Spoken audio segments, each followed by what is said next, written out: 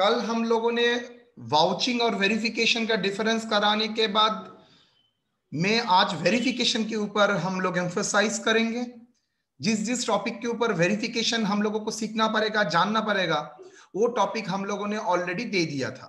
आज ऐसे 4-5 हम कोशिश करेंगे करने के लिए, नेक्स्ट दिन बाकी करेंगे। उसमें फर्स्ट आता है गुडविल। गुडविल वेरिफिकेशन के लिए हर वेरिफिकेशन को हम 3 स्टेप में देखेंगे। एक, एग्जिस्टेंट ओनरशिप, क्या वो एट ऑल वो एसेट एग्जिस्ट करता है, क्या वो ओनरशिप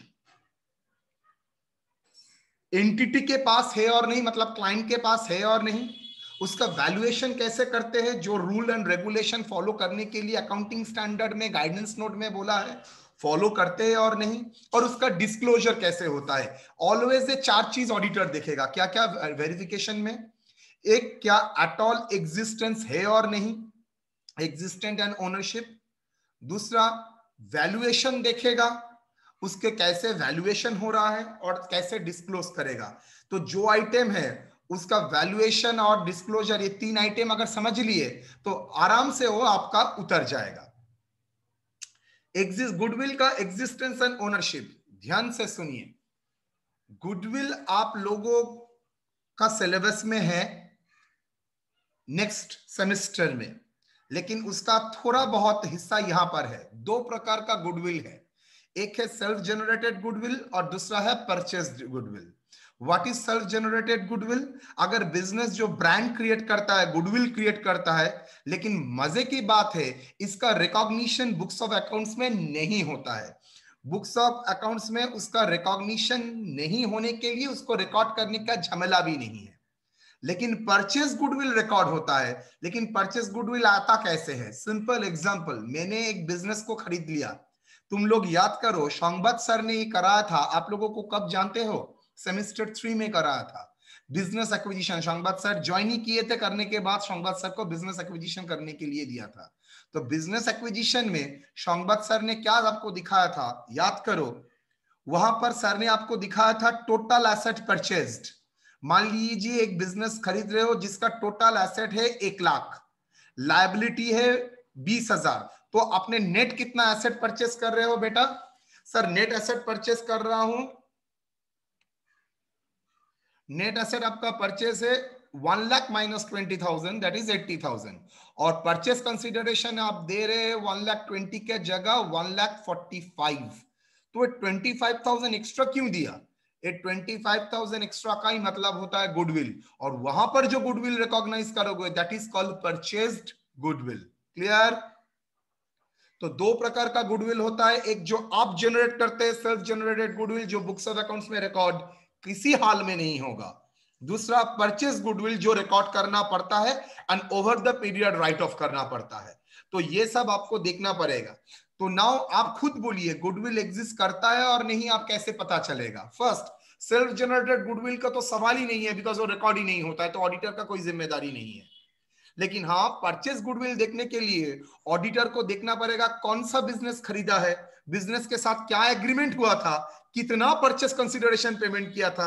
ये सब वेरीफाई करने के बाद देखेंगे एट ऑल क्या उस बिजनेस में जो वैल्यूएशन किया गया था वो ठीक है और सही है और गलत है। वैल्यूएशन ये था एग्जिस्टेंस एंड ओनरशिप। वैल्यूएशन में देखेंगे अगर परचेस गुडविल है तो वो धीरे धीरे आपको राइट ऑफ करना पड़ेगा, ठीक है। डिस्क्लोजर कैसे है? आपको बैलेंस शीट में परचेस गुडविल आप कैसे दिखाएंगे? Under non current assets, plant property and equipment के हेडिंग में इंटेंजिबल एसेट्स बोल के आप परचेस गुडविल लिखेंगे। ये डैश डैश का मतलब होता है non current asset heading, plant property equipment उसके अंडर में, उसके अंडर में इंटेंजिबल एसेट। ये इंटेंजिबल का मतलब फॉर परचेस गुडविल, उस इंटेंजिबल के अंडर में लिखोगे परचेस गुडविल। तो अब पढ़ते हैं मैंने क्या लिखा है। 1. Internally generated goodwill is not recognized in the books of accounts of the asset. However, purchase goodwill is recognized in the financial statement if it is measured. अच्छा, if नहीं, as it is measured reliably. वो reliably measure कर सकते हैं, इसलिए उसको हम लोग क्या करेंगे? कर सकते हैं, रिकॉग्नाइज कर सकते हैं। 2, auditor should examine the agreement between the entity and the selling entity to the identify the purchase goodwill. Auditor should examine the agreement between entity and the selling entity. मतलब जिस entity से आप business खरीद रहे हो उसके साथ आपका agreement चेक करना पड़ेगा to identify the purchase goodwill. Auditor should examine the agreement between the entity and the selling entity. जो entity sell कर रहा है उसके साथ आप जो एग्रीमेंट हुआ है वही आप चेक करेंगे, so that you can calculate identify the purchase net asset, you identify the purchase goodwill. तो परचेस गुडविल क्या का मतलब क्या होता है मैं एक बार दिखा देता हूं। Net asset less purchase consideration,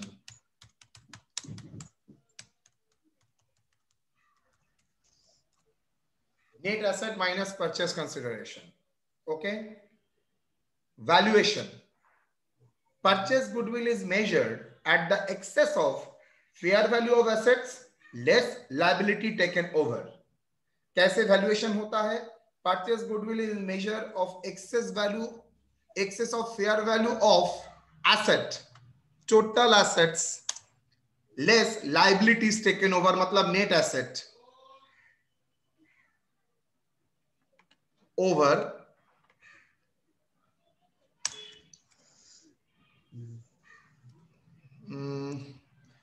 measure at excess of purchase consideration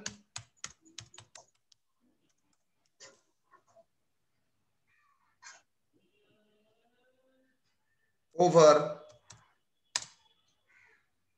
net asset taken over.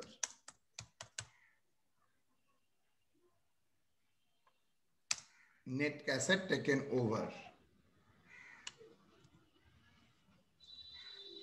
Net asset मतलब क्या है, एक पॉइंट लिख देता हूं दिमाग में रहेगा। Net asset equal to total asset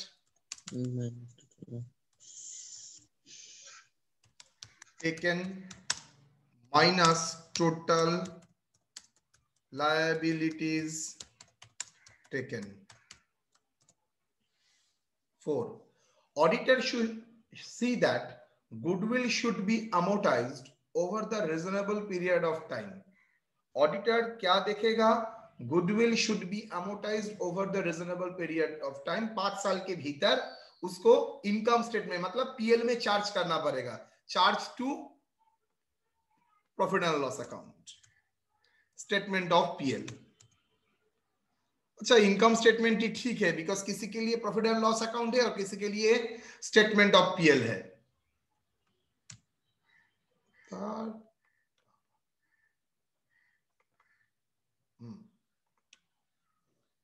Auditor should examine the partnership deed in respect of goodwill of partnership firm. Partnership firm में अगर गुडविल का आप लोग जानते हैं ना, एडमिशन रिटायरमेंट में गुडविल आता है, तो उस टाइम गुडविल के लिए पार्टनरशिप के लिए वो गुडविल का वैल्यूएशन चेक करना पड़ेगा कितना गुडविल है बिजनेस में। Disclosure of financial statement, auditor should see whether the unamortized goodwill is the disclosed। अच्छा, एक काम करेंगे, इन case of corporate entity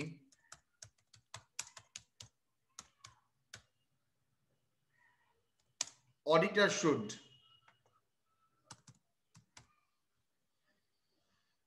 balance sheet में और नॉन करंट एसेट में property plant equipment intangible asset के हेडिंग में ही उसको आना चाहिए। तो क्लियर गुडविल। Now patent. अच्छा, पेटेंट एंड कॉपीराइट मोर और लेस सेम ही है, मैंने 2 बार लिखा है लेकिन आप लोग एक बार देख लीजिएगा। पेटेंट का मतलब है आप कोई इनोवेशन किए हैं, पढ़ाने का टेक्निक, काम करने का टेक्निक, उसके लिए आपको पेटेंट चाहिए। लेकिन अगर मैं बुक लिखता हूं तो बुक के ऊपर मेरा जो राइट है वो एस्टैब्लिश करता है थ्रू कॉपीराइट से। तो पेटेंट एंड कॉपीराइट ये 2 अलग अलग पार्ट है। पेटेंट होता है वो आपको लीगल राइट देता है फॉर इन्वेंशन। आपका इन्वेंशन कोई देख के कॉपी नहीं करे। और कॉपीराइट है, आप जो लिखते हैं, मतलब आप जान लीजिए मेरा जो नोट्स है ऑल आर कॉपीराइट प्रोटेक्टेड। मैं अगर किसी के पास देखता हूँ, आप लोग छोड़ के, वो किसी ने इस्तेमाल किया है, तो मेरा बुक के लिए वो सिंस कॉपीराइट प्रोटेक्टेड है तो आप फंस सकते हैं। इसलिए मैंने बोला है ये सब नोट्स आप लोगों के भीतर ही रखिए, आप लोगों के भीतर ही उसका डिस्कशन कीजिए, बाहर नहीं जाना चाहिए।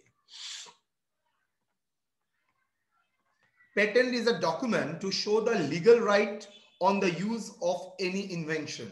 पेटेंट क्या होता है, उस पहले पेटेंट के बारे में बोलना पड़ेगा। It is a document to show the legal right, it is a legal document, okay, legal document to show the legal right on the use of any invention. It may be self-generated and may be purchased or licensed from others. ये purchase भी हो सकता है और किसी का licence भी आप लोग ले सकते हैं। Auditor should physically verify the ownership of patent through the certificate and license agreement and other internal documents. मतलब पेटेंट रजिस्टर हो, ऑडिटर को क्या करना पड़ेगा, ये तो फिजिकल एसेट नहीं है जो आप आंख लगा के देख सकते हैं। ये क्या एसेट है, ये इंटेंजिबल एसेट है। तो auditor should physically verify the ownership of patent. कैसे देखेंगे, सर्टिफिकेट एंड लाइसेंस। आपने अगर इनोवेशन को लीगली रजिस्टर करा है तो आपके पास सर्टिफिकेट होगा, वो सर्टिफिकेट आप देखिए। आपके पास अगर लाइसेंस एग्रीमेंट है, किसी से अगर परचेस किया है तो लाइसेंस का एग्रीमेंट चेक कीजिए। अगर कितना दिन का लिए पेटेंट है, ये सब देखने के लिए आपको इंटरनल डॉक्यूमेंट मतलब पेटेंट रजिस्टर आप चेक कीजिए। ये सब करने से आपका एग्जिस्टेंट एंड ओनरशिप पता चल जाएगा। Valuation, auditor should examine the cost of patent purchase from outside through the relevant document and amortisation over the useful life of the patent. अगर मान लीजिए कोई पेटेंट आप 10 साल के लिए लिए है और 10 लाख रुपया दिया है, तो आपको डॉक्यूमेंट से एग्रीमेंट से देखना पड़ेगा एट ऑल आपने 10 लाख रुपया पेमेंट किया है और नहीं। और अगर पेमेंट किया है और कितना साल के लिए दिया है, 10 साल, तो आपको ये टोटल खर्चा ओवर द 10 इयर्स अमोर्टाइजेशन करना है। डिप्रिसिएशन नहीं है, अमोर्टाइजेशन। इंटेंजिबल के लिए वर्ड होता है अमोर्टाइजेशन, फिजिकल एसेट के लिए, टेंजिबल एसेट के लिए वर्ड होता है depreciation. Disclosure in financial statement, क्या डिस्क्लोजर है? अच्छा, और एक चीज, अगर आप पेटेंट इंटरनली जनरेट करते हैं, मतलब आपका रिसर्च विंग्स है, आउट हाउस जैसे हो सकता है, आपका रिसर्च करते हैं और रिसर्च करने से आपने ही पेटेंट का रजिस्ट्रेशन लिया है, तो ऑडिटर को देखना पड़ेगा वो इनोवेशन करने के लिए, डेवलपमेंट स्टेज तक लाने के लिए आपको कितना अमाउंट कैपिटलाइज आप करेंगे। दैट इज पेटेंट का total cost, development expenses and registration expenses सब उसमें ऐड हो जाएगा। Internally generated patent are capitalized in the books of accounts. ये ऑडिटर को चेक करना पड़ेगा internally generated patent books of accounts में रिकॉर्ड किया है और नहीं। Disclosure in financial statement, auditor should see. एक वर्ड सबके लिए कॉमन है, मैं लिख के रखूंगा।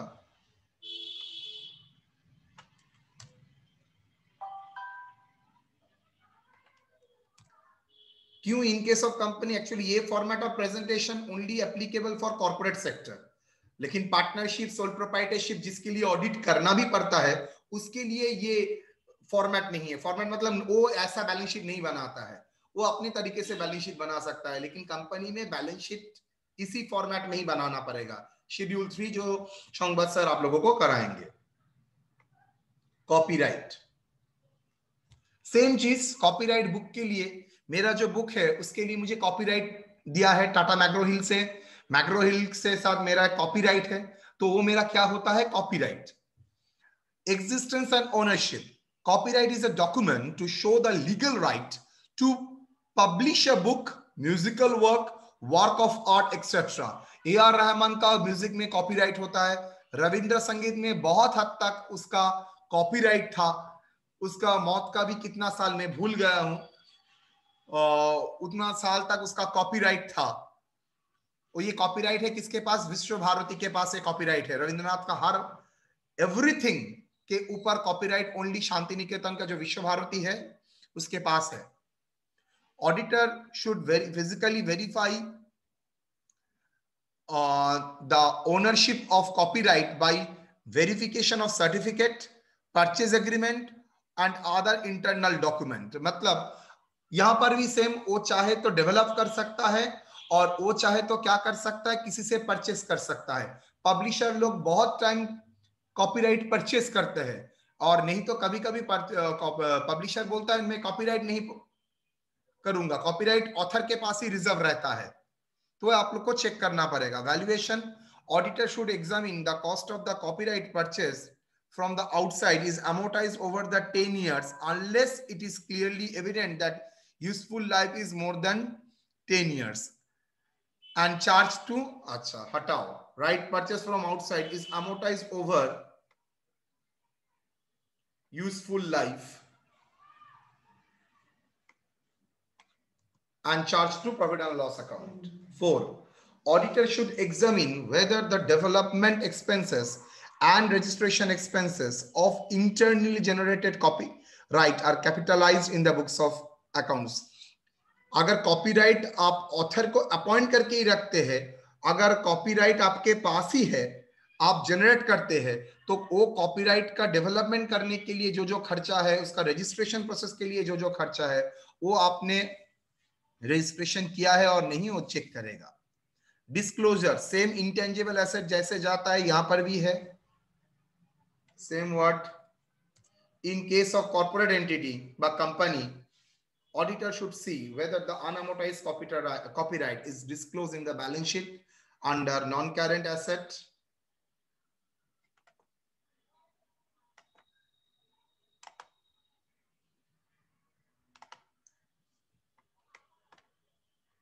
Non-current asset, property, plant, equipment, intangible assets. Property, plant and equipment. Next, leasehold land.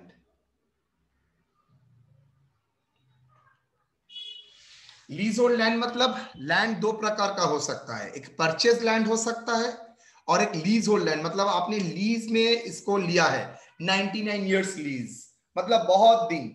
ये सब लीज करने का मतलब ही होता है आप लोग क्या करेंगे, ये आपके पास राइट आ जाएगा. Existence and ownership, auditor should examine the lease and land are in possession and the control of the client. Auditor should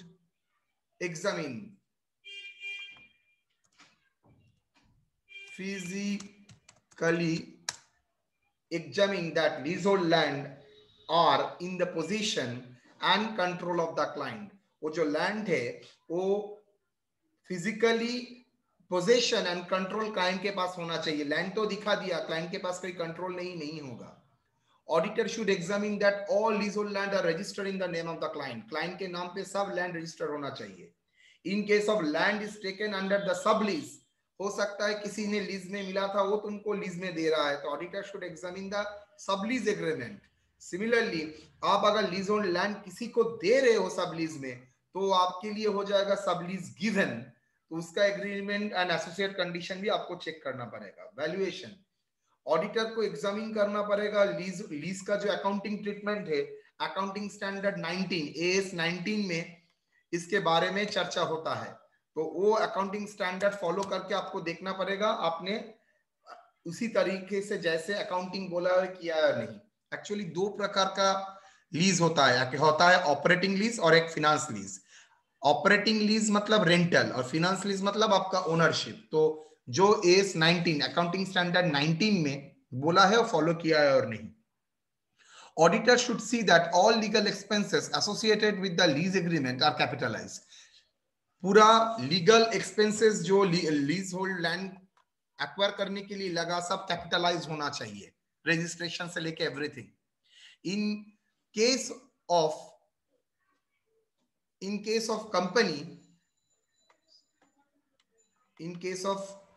company, auditor will see that leasehold land should be disclosed under the heading non-current asset, property, plant, equipment, tangible assets. इसके under में वो record होगा, lease hold land बोल के। देखो मोर और less same ही conception है। आप लोगों को डिस्कस कर देने से क्या होगा, आप लोगों को पढ़ने में आसानी होगा।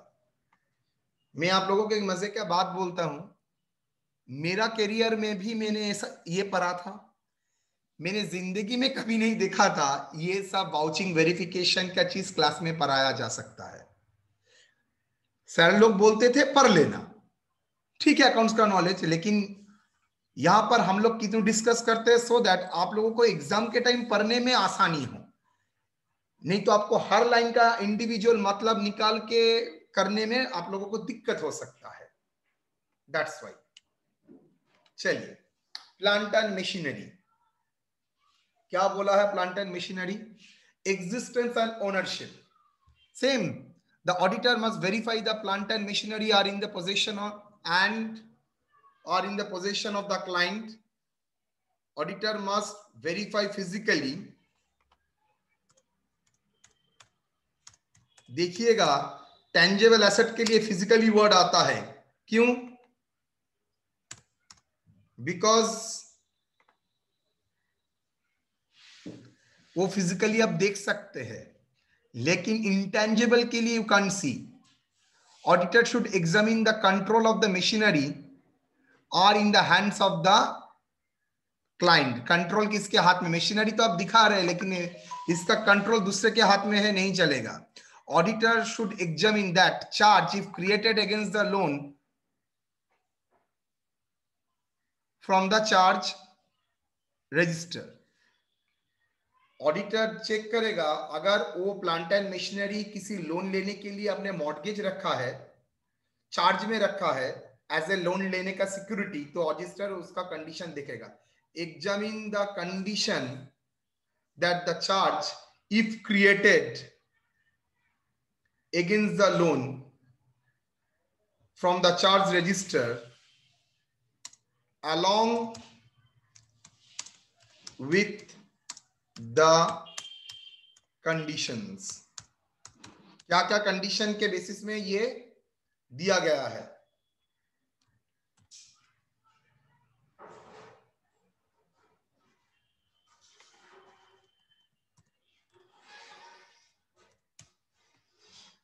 Four, auditor should examine that all associate costs of plant and machinery are capitalized। Plant and machinery के होने के लिए सब इंस्टॉलेशन से लेके कैरेज एवरीथिंग हुआ है और नहीं। Auditor should see that depreciation charge on the asset purchased and asset sold for the year। Auditor देखेगा प्रॉपर मेथड में डिप्रिसिएशन फॉलो कर रहा है, डिप्रिसिएशन चार्ज हो रहा है और नहीं। Auditor should examine that plant and machinery are recorded as per the applicable accounting standards। Auditor examine करेगा plant and machinery as per applicable standard हुआ है और नहीं।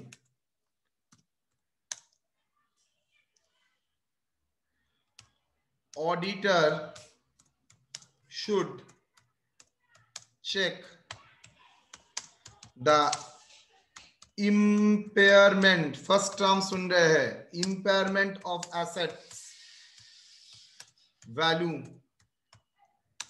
and its accounting। आप लोग अगर impairment of asset करते हैं, एसेट का अगर इम्पेयर्ड होता है, घटता है एसेट का वैल्यू, तो ऑडिटर को देखना पड़ेगा उसका अकाउंटिंग प्रॉपर्ली हुआ है और नहीं। Disclosure in case of a company,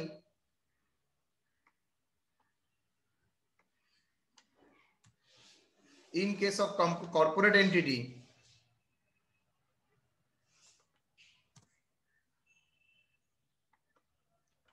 auditor will see that plant and machinery should be disclosed under the heading non-current asset, property, plant and equipment, tangible asset at कैसे record कैसे disclose होता है?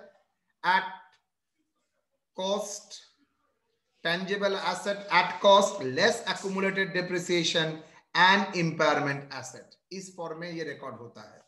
मतलब मैं आप लोगों को दिखा देता हूं थोड़ा।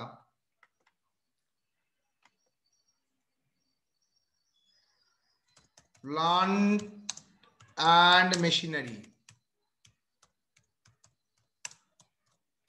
at cost less accumulated depreciation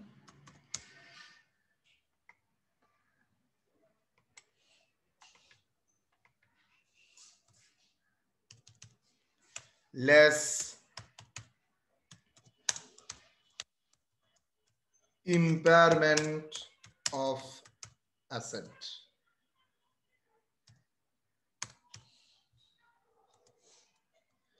Impairment of assets.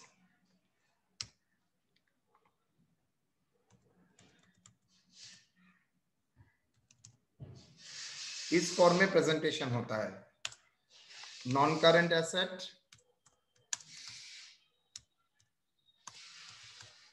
Current asset, उसके अंडर में pro plant and equipments, property plant equipments, उसके अंडर में टेंजिबल एसेट।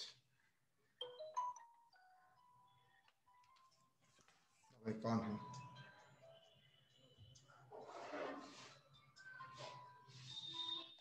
আমি জাস্ট ক্লাসে আছি, একটু পরে কথা বলি। আচ্ছা,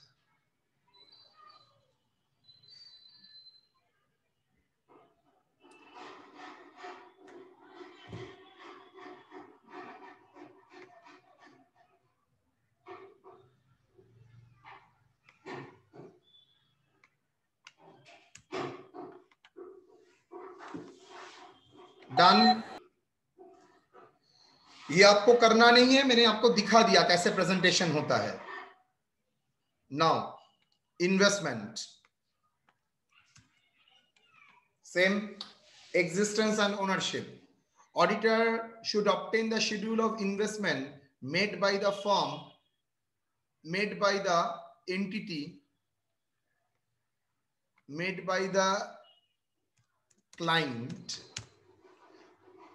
obtain the schedule of investment made by the client in equity, share, debenture, bond, etc. purchased and sold during the year from investment register.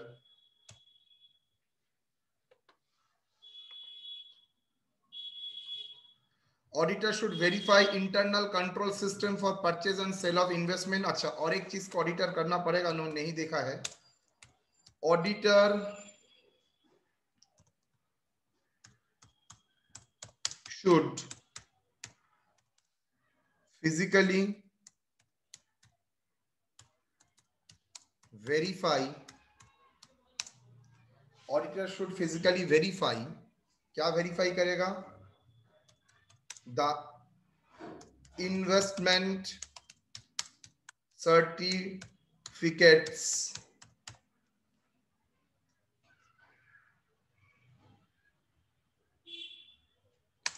and other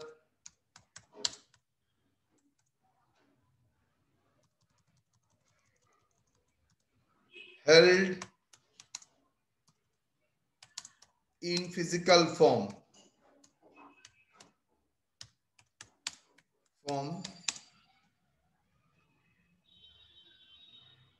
and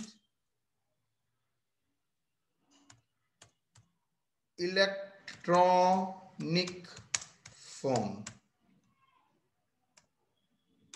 इसका मतलब मैं आप लोगों को बता देता हूं।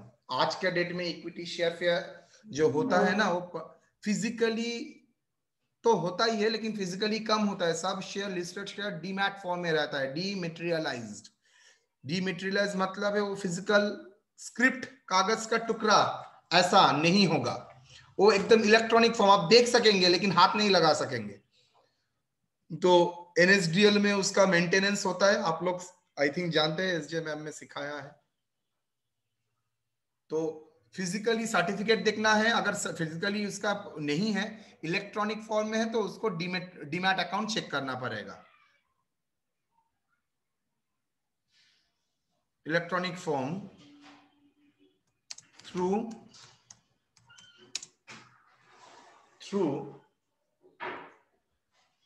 Demat account.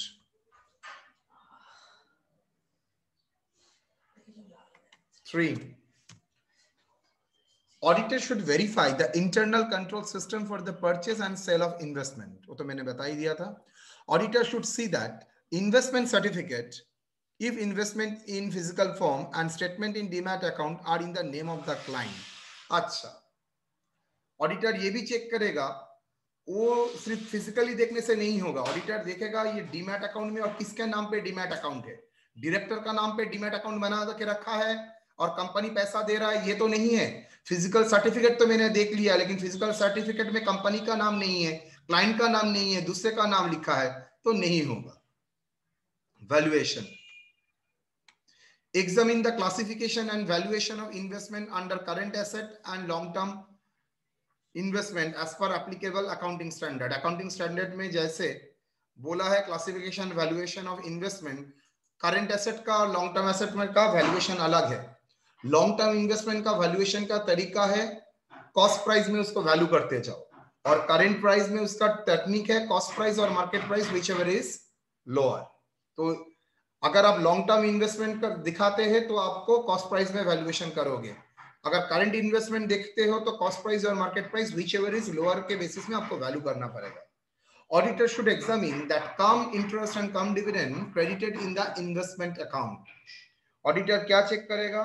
Auditor should examine that come interest and come dividend credited in the investment account. आप लोग जानते हैं कम डिविडेंड, अगर कम इंटरेस्ट मुझे मिलता है तो क्या करना पड़ता है? मुझे इन्वेस्टमेंट अकाउंट से रिड्यूस करना पड़ता है।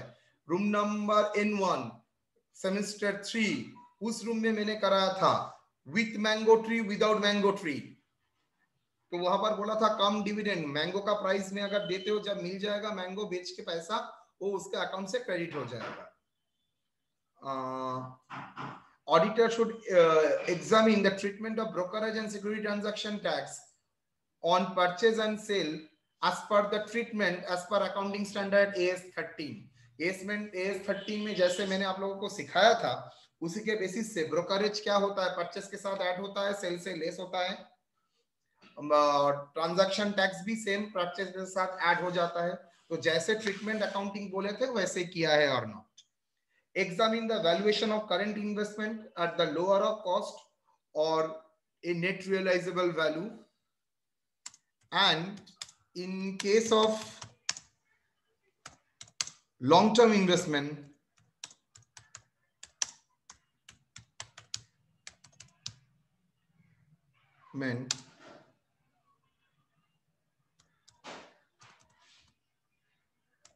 valued, it is valued at cost. Disclosure, in case of company, in case of corporate entity, auditor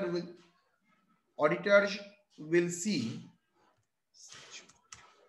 should see that plant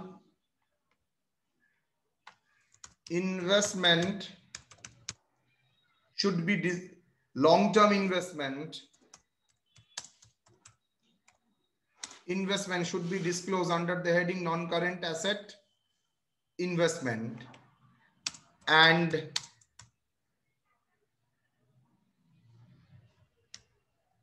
current investment বা short-term investment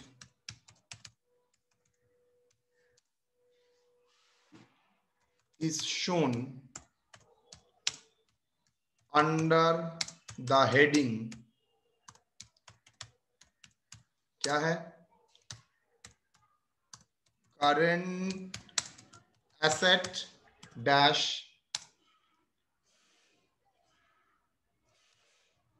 current investment।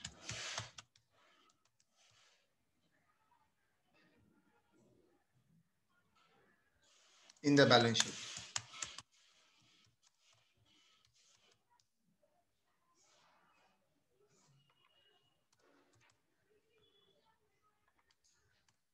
Okay, तो ये हम लोगों का था investment, plant and machinery, leasehold land और goodwill, patent, copyright.